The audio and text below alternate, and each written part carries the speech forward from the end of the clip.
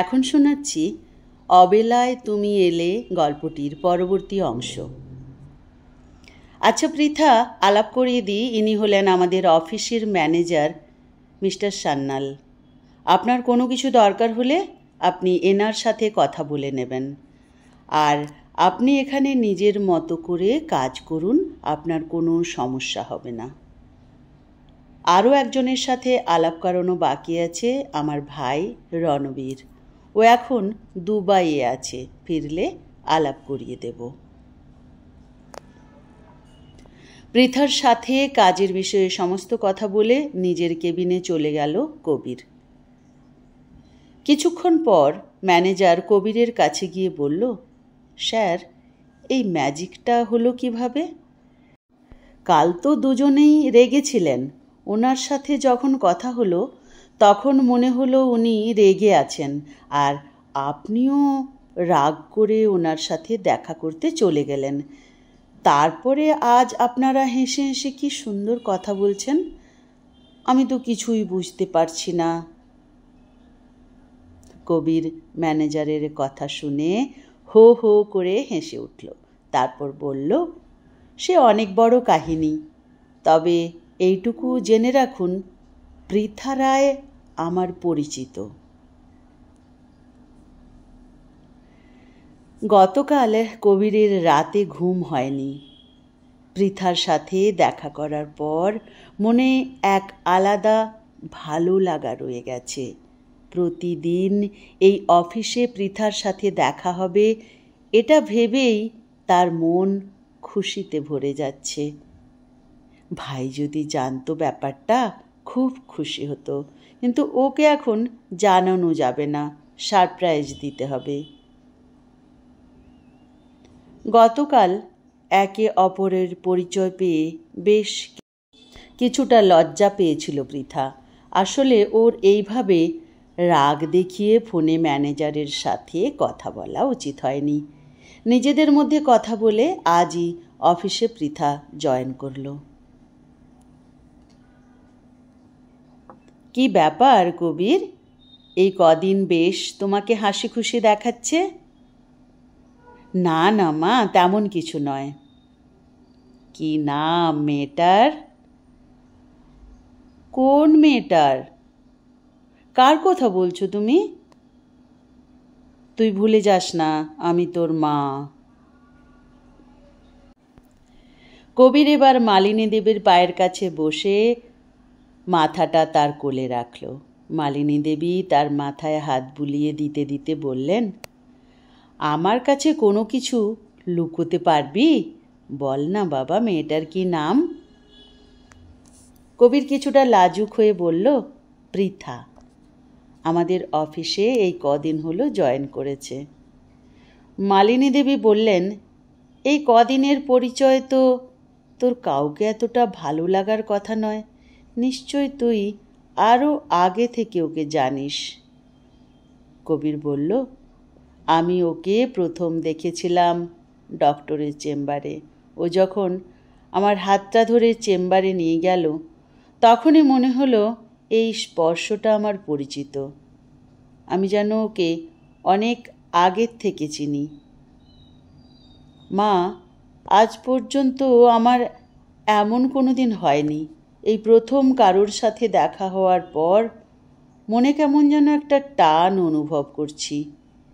এটাই কি ভালোবাসা মা? মালিনী দেবী বললেন, উফ বাবা, আমি হাঁপ ছেড়ে বাঁচলাম। আমার ছেলেটা তাহলে প্রেমে পড়ল। আমি কালই অফিসে যেয়ে ওকে দেখে আসব। কবির সাথে সাথে বলল, না না মা, এখনই না, পরে। আমি ওর সাথে কথা বলি, ওকে জানি চিনি, তারপর কথা এগোবে। পার্থিব মায়ের কোলে মাথা রেখে বলল, তাহলে মা, এখন থেকে তুমি 10টার সময় অফিসে যাবে? পৃথা বলল, হ্যাঁ রে, তোকে কিছু কাজ এবার নিজেকে করতে হবে, আর সন্ধেবেলা আমি এসে তোকে পড়াতে পারবো। আমাকে এদিক ওদিক আর ছুটতে হবে না। এবার সব কিছু সময় ধরে হবে। পার্থিবের মনে তখন একটা আলাদা আনন্দ। মাকে জড়িয়ে ধরল। মা ছাড়া তার আর কেউ নেই। জন্মের পর থেকে দেখেছে মা একা হাতে সব সামলাচ্ছে। প্রায় দিনই তার মা তার বাবার গল্প বলে। পার্থিবের কাছে তার বাবা যেন গল্পের মতো, যার কথা শুনতে ভালো লাগে, অনুভব করা যায় কিন্তু ছোঁয়া যায় না। বাকি বন্ধুদের মতো তার বাবা তাকে স্কুল থেকে আনতে যায় না, পার্কে নিয়ে যায় না, খেলতে নিয়ে যায় না। আজ যদি তার বাবা বেঁচে থাকতো তাহলে সে তার নতুন আঁকা ছবিগুলো দেখাতো। পার্থিবকে স্কুলে পৌঁছানোর জন্য অটো ধরল পৃথা। কবির গাড়ি থেকে দেখতে পেয়ে সেই অটোর পিছু নিল। স্কুলের কাছে সে অটো থেকে নামতেই কবিরও গাড়ি থেকে নামল। পৃথা কবিরকে দেখতে পেয়েই বলল, কবির স্যার, আপনি এখানে? কবির কিছুটা হকচকিয়ে গেল।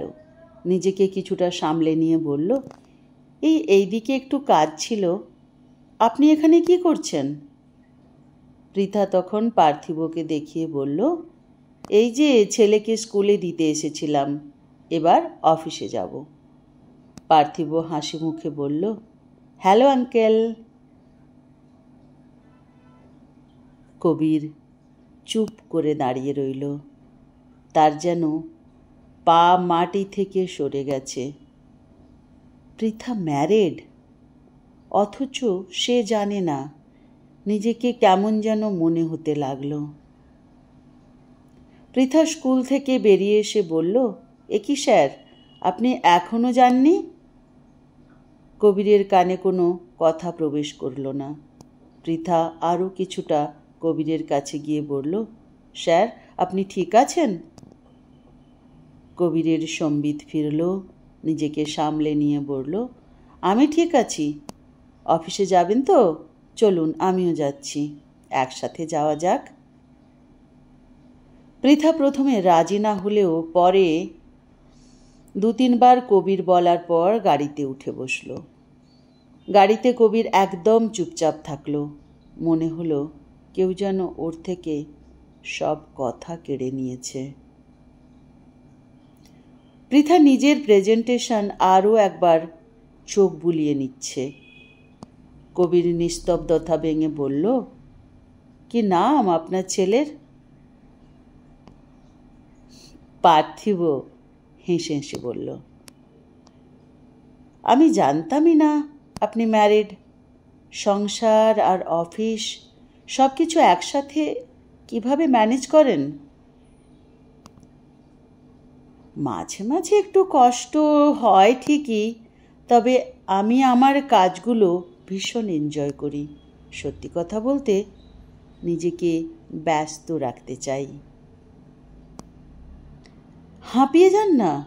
মানে সব কিছুর এত চাপ, তার মাঝে দম বন্ধ লাগে না? কাজের মধ্যে না থাকলে দম বন্ধ লাগে। সব একা হাতে সামলানোর অভ্যেস আমার আছে। একা হাতে কেন? হাজব্যান্ড আছেন তো সাথে? সাথে নেই, শুধু মনের মধ্যে আছে। মানে? আমি ঠিক বুঝলাম না। কিছুটা কৌতূহলবশত জিজ্ঞাসা করল। উনি মারা গেছেন 7 বছর আগে কার অ্যাক্সিডেন্টে। কথাটা শুনেই কবিরের হাত কাঁপতে লাগলো। অতীতের সেই স্মৃতি আবার ফিরে এলো তার কাছে। গাড়ির মধ্যে দুজনেই চুপ করে রইল। অফিসে পৌঁছানোর পর কবির নিজের কেবিন থেকে আর বেরোলো না। বারবার তার মনে হতে লাগলো সেই রাতের কথা। তারাও নিশ্চয় হাজব্যান্ড ওয়াইফ ছিলেন। হাজব্যান্ড তো ওখানেই স্পট ডেথ, কিন্তু তার ওয়াইফ বেঁচে ছিলেন। কবিরের কোনো কাজে মন বসছে না। পৃথা তার হাজব্যান্ডকে হারিয়ে একা হাতেই সব সামলাচ্ছে। কতটা একা সে! হয়তো সেই মেয়েটিও পৃথার মতো একা হাতে সব সামলাচ্ছে। যেভাবেই হোক তার দেখা করতে হবে, কেমন আছে জানতে হবে। কবির তাকে যেভাবেই হোক হেল্প করতে চায়। এইসব ভাবতে ভাবতেই বিকেল হয়ে গেল। পৃথা কবিরের কেবিনে এসে বলল, may I come in sir? Kabir সাথে সাথে বলল, হ্যাঁ আসুন, কি হয়েছে আপনার? আপনাকে এমন দেখাচ্ছে কেন? পৃথা কিছুটা তাড়াহুড়োর মধ্যে বলল, স্যার আমাকে একবার বাড়ি যেতে হবে। কবির বলল, কি হয়েছে আমাকে বলুন। পৃথা বলল, আমার ছেলে পার্থিবের কিছু হয়েছে মনে হয়, প্রতিবেশী ফোন করেছিল। গাড়ি করে কবির পৃথাকে নিয়ে বেরিয়ে পড়ল। তাড়াতাড়ি পৌঁছে গেল সেখানে। সবাই মিলে জল দিচ্ছে পার্থিবর কপালে আর মাথায়। অল্প একটু চোট পেয়েছে, খেলতে খেলতে এমন বিপত্তি হয়েছে। পৃথা ভীষণ ভয় পেয়ে গেছে, কিন্তু কবির সবটা নিজে হাতে সামলে নিল। ফোন করে ডক্টরকে ডেকে নিল, মেডিসিন সব নিজের হাতে নিয়ে এলো। এই প্রথম পৃথার বাড়িতে ঢুকলো কবির। কি সুন্দর ছিমছাম সাজানো মা আর ছেলের হাসি মুখের ছবি চারিদিকে দেওয়ালে টাঙানো।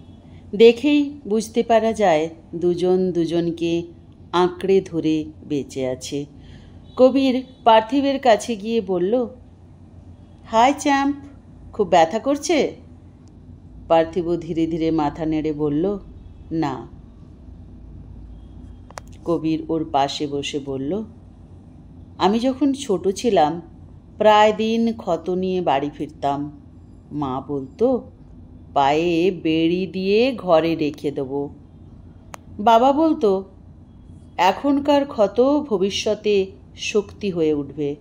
আমার বেস্ট ফ্রেন্ড কে ছিল জানো? পার্থিব ধীরে ধীরে জিজ্ঞাসা করল, কে? কবির বলল, আমার ভাই। একদিন আমার ভাইকে আমি তোমার সাথে আলাপ করিয়ে দেব। ও ভীষণ দুষ্টু আর চঞ্চল। পার্থিব বলল, আমার থেকেও বেশি? কথাটা শুনে কবির জোরে হেসে উঠল। পার্থিবও হাসছে। কফি দিতে সে পৃথা দুজনের হাসি দেখে দাঁড়িয়ে পড়ল। কি সুন্দর দুজনের বন্ধুত্ব হয়ে গেছে। পরের দিন অফিসে গিয়ে কবির দেখল পৃথা ঠিক সময়ে অফিসে এসে কাজ শুরু করেছে। কবির পৃথার কাছে গিয়ে পার্থিবের খবর নিয়ে নিজের কেবিনে চলে গেল। মনে মনে ভাবল, আমার অনুভূতি মিথ্যা নয়। আমি পৃথা আর পার্থিবের জগতে একটু আশ্রয় পেতে চাই। অনেক দিন পর রণবীর ফিরে এলো অফিসে। দুবাই থেকে এসেই শুনেছে মায়ের কাছে কবিরের ব্যাপারে। রণবীর ভীষণ খুশি। যে মেয়েটিকে দাদা ভালো লেগেছিল সে এখন দাদার অফিসে জয়েন করেছে। অফিসে এসেই কবিরের কেবিনে গিয়ে বলল, কাজ টাজ রাখ, আগে চল আলাপ করাবি। আমি দেখতে চাই কে সে লাকি গার্ল যে আমার দাদার মনে জায়গা করে নিয়েছে। কবির ওকে থামানোর চেষ্টা করলো, কিন্তু ব্যর্থ হলো। বাধ্য হয়ে পৃথার কাছে গিয়ে গেল রণবীরকে নিয়ে। পৃথা তখন কাজে ব্যস্ত। কবির গিয়ে বলল, পৃথা, আমি বলেছিলাম না আমার ভাইয়ের সাথে আলাপ করিয়ে দেব? এই যে আমার ভাই রণবীর। পৃথা রণবীরের দিকে তাকিয়ে বলল, হ্যালো রণবীর স্যার। রণবীর পৃথাকে দেখেই চমকে গেল। কোনো রকমে নিজেকে সামলে নিয়ে হ্যালো বলে বেরিয়ে এলো। কবির বাইরে এসে বলল, কিরে, চুপ হয়ে গেলি কেন? কেমন লাগলো পৃথাকে? দাদা, তোর সাথে আমার কিছু কথা আছে পৃথার ব্যাপারে। আমি জানি তুই কি বলবি। ওর একটা ছেলে আছে, এই তো? আমি সবটা জানি। আর জানিস তো ওর হাজব্যান্ড নেই, মারা গেছেন উনি কার অ্যাক্সিডেন্টে।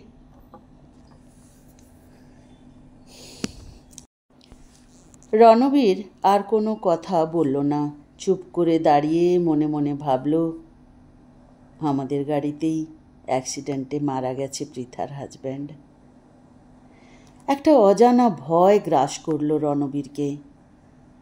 পৃথা যদি এই সত্যটা জানতে পারে, তাহলে কবিরকে কোনো দিন তার মনে জায়গা দেবে না।